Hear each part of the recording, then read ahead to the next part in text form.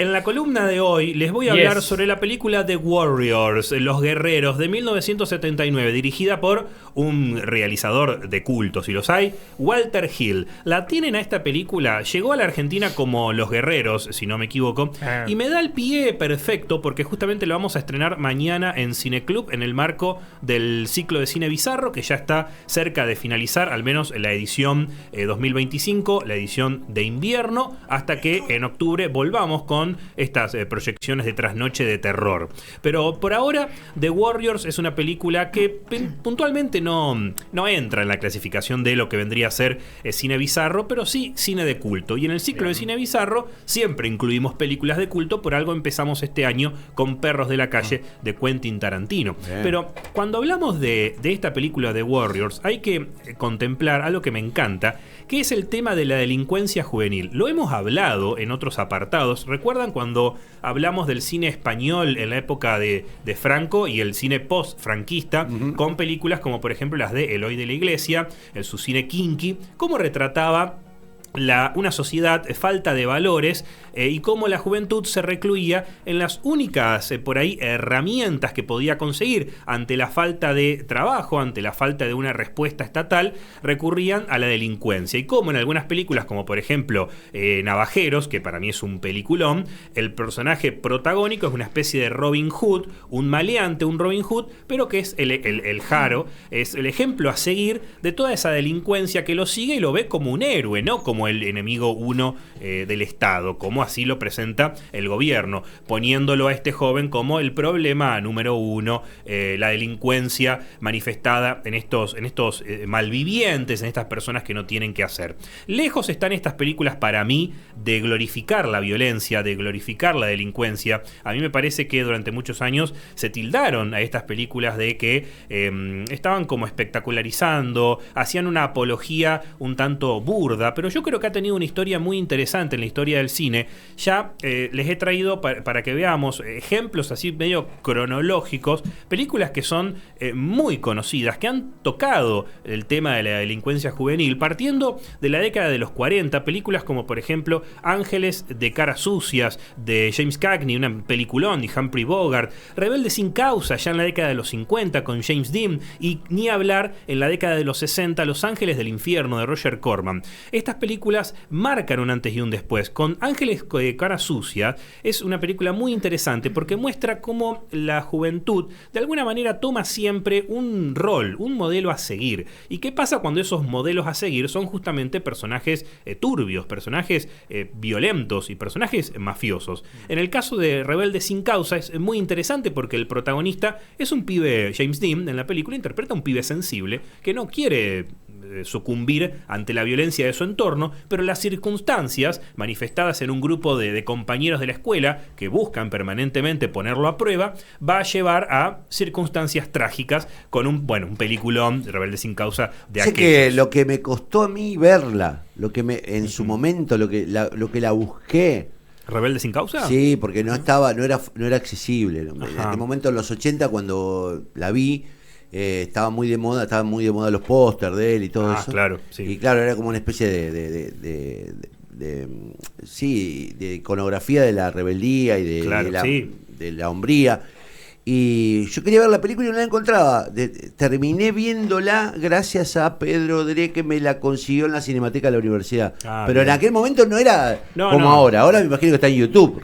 Está en YouTube, se puede alquilar, se puede bajar de internet. En ese momento habrá sido un VHS, te lo habrá conseguido probablemente, claro. VHS, claro. Lo interesante de Rebelde sin causa, y analizamos un poco también el nombre, es que el personaje en realidad no busca ser rebelde, sino que son las circunstancias las que lo obligan. Se termina revelando tibiamente, digamos. Claro, de alguna manera sí. Quienes verdaderamente se revelan en la película terminan siendo otros personajes, pero esto lo traía como un mero ejemplo. Avanzando, década de los 60, porque justamente The Warriors es de la década de los 70. En la década de los 60, estos ángeles salvajes, como se llamó esta película de Roger Corman, que de alguna manera es el sumum del subgénero de los moteros, ¿no? De los bikers, de las pandillas de motociclistas. Esto fue en los años 60 fue un subgénero de exploitation muy, muy famoso que giraba en torno justamente a las andanzas de estas pandillas de conductores de motos y sus valores y todo lo que eso implicaba. En muchos sentidos también la utilización de la violencia, el consumo de drogas, entre otros aspectos que hasta entonces no eran tan frecuentes ver en el cine mainstream norteamericano. Hay que decir algo muy importante. Nos volvemos un poquito hacia las finales de la década de los 40, principios de los 50, auge masivo de la televisión a nivel de, bueno, más que nada de Inglaterra y de Estados Unidos. La industria cinematográfica se ve obligada a competir con una industria televisiva cada vez más en aumento, donde las producciones son baratas y mucho más factibles de llevar a cabo. Entonces el cine se empieza a plantear cómo mantener cautivo al público. La respuesta casi siempre es la misma, dándole al público lo que no puede obtener en otro lugar. Y generalmente eso implica mostrar o trabajar o tocar temas que hasta entonces habían estado prohibidos o censurados por organizaciones censoras que trabajaban justamente prohibiendo en películas como por ejemplo temas vinculados con el suicidio, el consumo de drogas, la violencia doméstica, el abuso a las mujeres, la homosexualidad. O sea, temas que estaban realmente marginales se empiezan a abrir de a poco, pero también con mucho, no solamente desde una perspectiva económica o de marketing, sino también de muchos directores y directoras que se animaron a contar estas historias, muchas codificadas, muchas a través de subtexto, pero con el pasar de los años, y específicamente en la década de los 50, digo yo, a partir de ahí, ya tenemos las películas que, en Rebelde sin Causa se ve muy bien el compañero de James Dean, que claramente es un chico que está enamorado de él, y en ningún momento la película lo plantea como un eje, pero es un personaje trágico, y Sal Mineo, que encima también fue trágica su vida en la vida real. Empezamos a ver estas lecturas de época que me parecen muy interesantes, y ahí llegamos a esta obra de Walter Hill. Walter Hill, además de ser un guionista, de ser un productor y en su momento ha tenido algún que otro papel actoral, es un director muy reconocido porque él viene del western. Y ustedes se dirán, ¿qué tiene que ver el western con estas películas urbanas? Él ha dirigido mucha película policial, mucho thriller político, thriller de acción. The Warriors, Los Guerreros, es una de sus películas más recordadas y justamente gira en torno a una especie de batalla campal entre las pandillas de Nueva York. Todo muy estilizado, con una música de Barry de Borzón, que es un grandioso músico, por ahí sus obras son difíciles de conseguir, pero una banda sonora muy, muy variada. Es un grupo de pandilleros que tiene que sobrevivir a una noche cuando todo sale mal. Es una especie de road movie, pero sin auto. Eso me parece que es muy interesante. Y vuelvo a este concepto del western, porque la película originalmente iba a ser en formato western, ambientada allá en el lejano oeste. ¿Qué pasó? Al final esta película se ambientó en una jungla de concreto, como le hemos puesto a la columna de hoy, justamente donde pasa algo muy interesante, que es que la juventud se disputa su identidad a través del territorio, a través de la calle, y ahí está el simbolismo para mí máximo de esta película, que esconde otras cuestiones, porque cada pandilla tiene un significado, cada episodio, la película es bastante episódica, tiene como una especie de lectura propia, pero me parece que hay algo interesante con esto de cómo la juventud se busca a sí misma en la calle. Y seguramente se estarán preguntando qué pasaba en otros lugares del mundo. Argentina no es ajena a este tipo de cine. Quizás no una película con estas características del género, pero la marginalidad, pensemos en la marginalidad, claro. Pensemos en La Raulito, pensemos en Crónica de un niño solo. La marginalidad, de alguna forma o de otra, ya sea por Murúa o sea por Leonardo Fabio, cuenta y es parte de la historia del cine argentino. Entonces, también podemos hablar de esto no sé si hasta qué punto estas películas que hemos traído de ejemplo, que hemos mencionado muy al pasar, buscaban bajar un mensaje moral, ¿no? O intentar explicar cuál es el origen de la delincuencia juvenil. La primera película que les mencioné, Ángeles de Cara Sucia, que es un peliculón con James Cagney y Humphrey Bogart, justamente es una película muy moralista que me parece que se realiza con el claro fin de dar un mensaje moral, que justamente da idea de que el delincuente no nace, sino que se hace.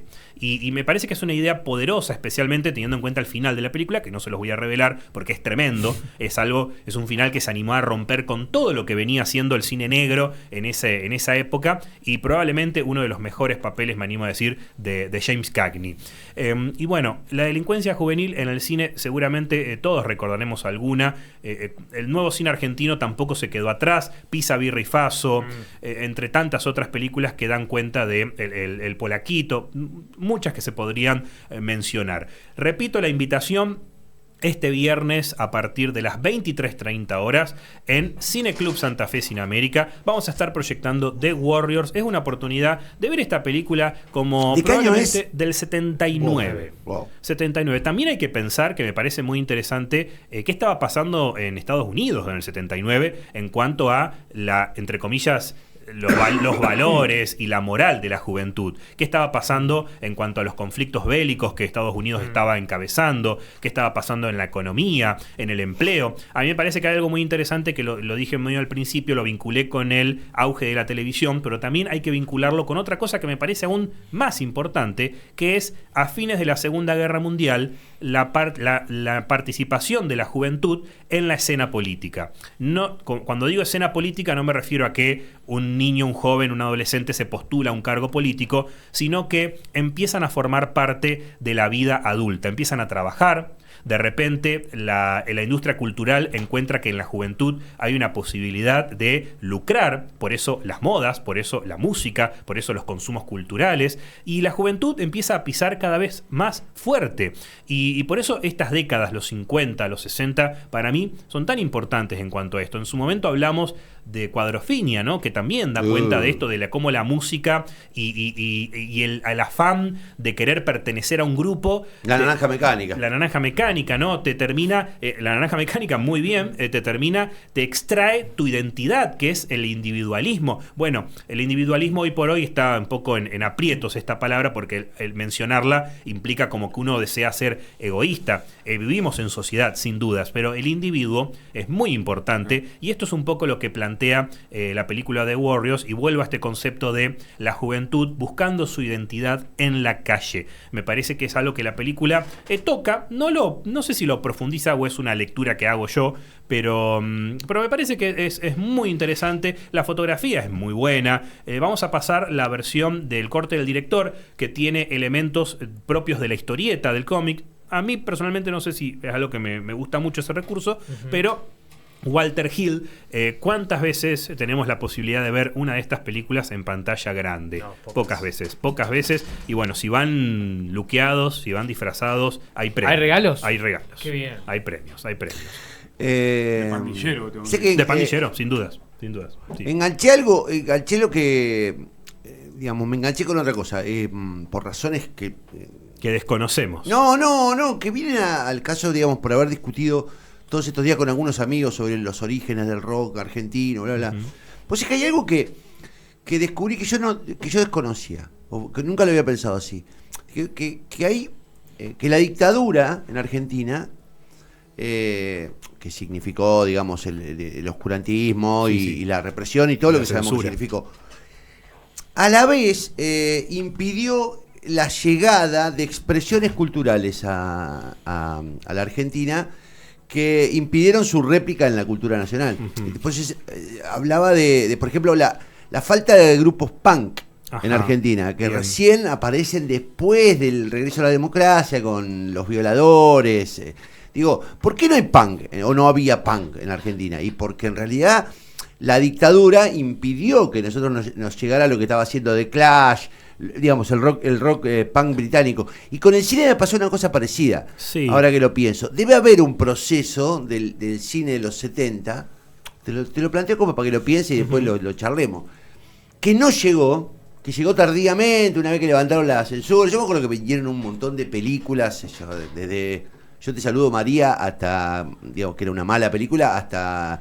mencionaste La Naranja Mecánica, no sé si... La Naranja Mecánica llegó en video después. El 71. El último tango París. Digo, hay un montón de películas que no venían a la Argentina, que estaban censuradas. Pero digo, ¿cómo habrá impactado esa ausencia en la diferencia de la producción del cine, como impactó en el rock?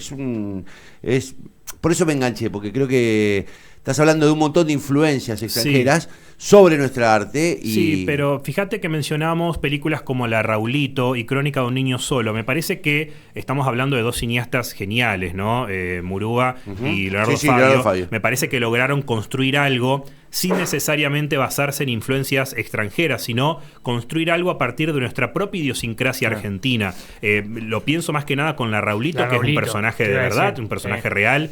Es una película fantástica. Si bien ella en la película no recurre, no trata sobre la delincuencia propiamente dicho, sí trata sobre la marginalidad y cómo una persona, cuando es extirpada de su dignidad, muchas veces se ve obligada a sucumbir a situaciones que no desea. Pero bueno, Crónica de un niño solo creo que es una de las películas más bellas del cine argentino, y también, o sea, de la década de los 60. En esa época quizás la censura todavía no estaba a flor de piel, pero yo no sé hasta qué punto, si bien hay claras influencias del neorrealismo italiano, de diferentes vanguardias cinematográficas, no sé hasta qué punto estos cineastas, me parece que son tan geniales estos cineastas, que no necesitaban esa influencia extranjera, sino que fueron capaces de ir más allá, incluso con teniendo el acceso a todas esas influencias. Pero bueno, ha pasado sin lugar a dudas de todo. El nuevo cine argentino sí, me parece que es un cine que está muy reforzado a través de influencias concretas, porque ellos lo reconocen, ellos y ellas, Lucrecia Martel, todos estos directores y directoras del nuevo cine argentino lo reconocen abiertamente, y está muy bien que así sea, no tiene nada de malo. Pero habría que investigar un poco más entonces en la década de... Yo estoy viendo mucho a Fernando Ayala ahora, estoy como en esa búsqueda porque me interesó. En ese viaje. Me interesó, claro, ver un poco ahí ese más que nada eso, pero Fernando Ayala, 70, ¿qué hizo? Hizo películas muy emblemáticas en los 80. Muy populares algunas. Porque fundaron Cinematografía Aries. Sí. Y bueno, hicieron un montón de películas, las del medio y Porcel, que básicamente salvaron a la... No, bueno, pero él hizo un par de películas importantes. Claro. Sí. Ahora se me escapan los nombres. Con Lupi y Julio de Gracia, ¿puede ser? Sí, no recuerdo. ¿Tiempo de revancha? Tiempo de revancha. Peliculón absoluto. Peliculón absoluto, sin duda alguna. Así que bueno. Una consulta última. Sí. No, tranquilo. Tiene que ver con tu columna, pero sin que nos vayamos de mambo. Me gustó como si. Andá pensando el chiste. Andá pensando el chiste, pensalo y después lo decís. Que tenga que ver con The Warriors, no con nada otra cosa. Siempre estaba buscando cosas y le decía al resto que la busque. Le decían, Ayala. Es un boludo. Esa cuenta como el chiste, que haga la pregunta Laucha. No puedo preguntarte. No, dale, porque ya te queda poco tiempo. ¿Ves muchas similitudes o algún tipo de coincidencia en ese escenario histórico que describías del surgimiento de la televisión y el peligro del cine con lo que pasa en los últimos años con la industria y el streaming? ¿O no? Uy, me dijiste que iba a ser simple, es muy compleja la pregunta. Es para otra columna. Sí, de alguna manera sí, de otra forma no. Avanza todo muy rápido hoy por hoy. En su momento yo creo que el cine no estaba, si bien había un descenso de ventas de entradas como ahora, yo creo que hoy por hoy pasa por otro lado la cuestión del público. El público no es que busca lo cómodo. El público hoy por hoy prefiere ir a ver una película conformada por 16 mini historias antes de ver una película de 2 horas y media. Me parece que pasa por otro lado la lucha que hay que dar hoy. En su momento, la televisión era una lucha reciente, la televisión estaba surgiendo y bueno, el cine estaba ahí medio con miedo, pero no murió. El cine es eterno, el cine va a seguir, les puedo asegurar, pero lo evaluamos y lo charlamos mejor más adelante, porque ahora no... Igual pensaba que más allá del género, nosotros no teníamos culturalmente las pandillas callejeras. No, claro. Tampoco se puede replicar en Argentina. En realidad no sé si hubo o no agrupaciones, pandillas. Sí, pero no al estilo de su grupo. No al estilo de... No, de los grupos. Pandillas con códigos propios, digo esto que hablábamos, vestimentas particulares o códigos particulares. Buenos muchachos, digamos. Claro, sí. Che, es interesante el debate también de por qué la gente no va al cine, o por qué dejó de ir al cine, o por qué hay que ir al cine. Lo discutimos después, pero digo, la verdad que lo maravilloso del cine sigue siendo el ritual de encontrarse. De verlo exclusivamente, de encontrarse, de reírse de manera conjunta. Tal cual. No sé quién decía el otro día algo, se debatió tanto con el tema homo, que alguien dijo, es muy difícil, se da en el teatro y en el cine solamente que las personas se juntan para llorar juntas, para reírse juntas. Es contagioso, decían. Sí, no te reís del mismo modo en el living de tu casa si ves una comedia que te reís cuando... cuando estás compartiéndolo con gente, incluso con desconocidos. La verdad que es verdad. No recordaba. Yo voy poco al cine, o sea que últimamente voy poco. Te esperamos en el América. El viernes, si no llego a creer, 11:30. Esta es medio tarde porque son funciones trasnoche de Son Warriors. 7:35, no llego, ustedes arranquen igual. Pero tenés que ir a ver Omar Gentum o, bueno, Drácula, que Omar está en Gentum, cartelera. Hay muchas Drácula la películas recomendaste. No sé si la recomiendo. ¿No? La vi. Se baja, mira cómo se baja. Es para otra columna esa, me parece. Omar Gentum, estoy en duda si la voy a ir a ver o no. Porque, digo, hay que ir a verla para poder hablar. Porque si no, uno está ahí hablando sobre la nada, ¿no? Eduardo Blanco es el que habló sobre Omar Gentum. Divino. Hizo la comparación Sí, que vos dijo, acabas de hay hacer. que volver al cine. Muy interesante la nota. Pero porque en realidad dijo, bueno, rescatemos que acá la gente está volviendo al cine también. Y que de algún modo, si no... Sí, salgamos un poco del River Boca. Sí, además esta cosa de enfrentarnos todo el tiempo. Nunca voy a ver nada de Duprat y el otro. Anda, déjense de joder. Nunca voy a ver nada de esos giles. Seguramente viste y te emocionaste con cosas de Duprat y Cohen y no sabés que lo viste. Cambiaron mucho, sus inicios no fueron lo que son ahora. Nada. Eso hay que marcarlo, eso.